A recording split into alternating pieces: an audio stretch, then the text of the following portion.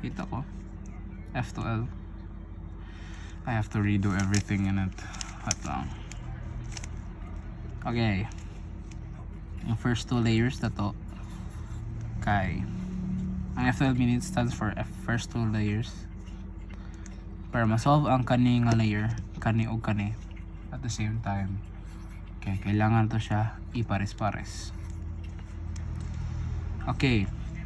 Para mabutan siya diri, kailangan puti na siya diri. Na siya diri nga side ang mga corners nga white. So ano na to.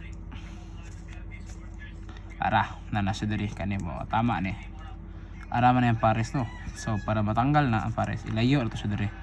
Diri ang mga side, so ibutan siya sa pikas. Ato nga movement para maabot ang pares na diri sa taas. So ano siya? Red blue.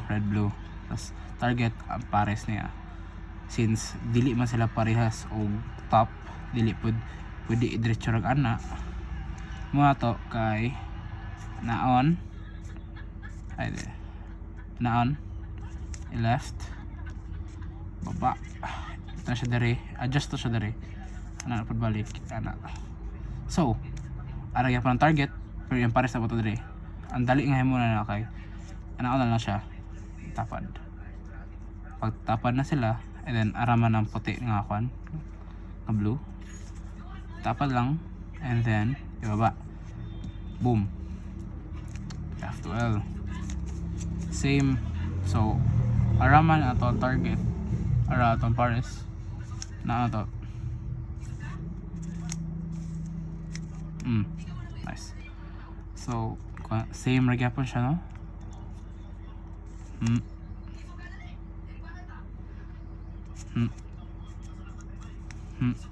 Ako man ana and then same na po siya na siya dere na yung target dere.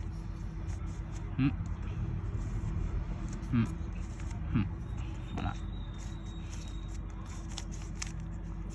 Okay, kani nga situation since di siya pwede ana or di po siya pwede ana, ano nga situation, parehag top, parehag taas, aray mong target, aray yung pares,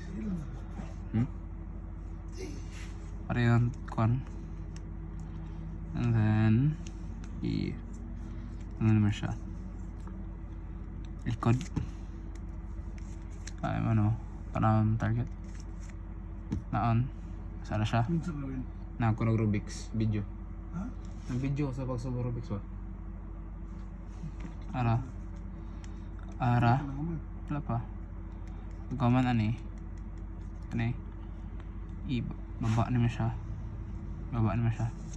ay mong pare si butaw to dari tapad ni mo para pag taas balik tapat na siya. So pagbutaw na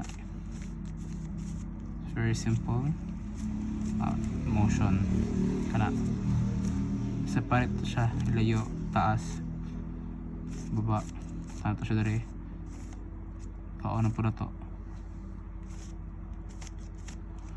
no since pareha na po siya other side lang eh likod baba ang pares yun dari tanto dari taas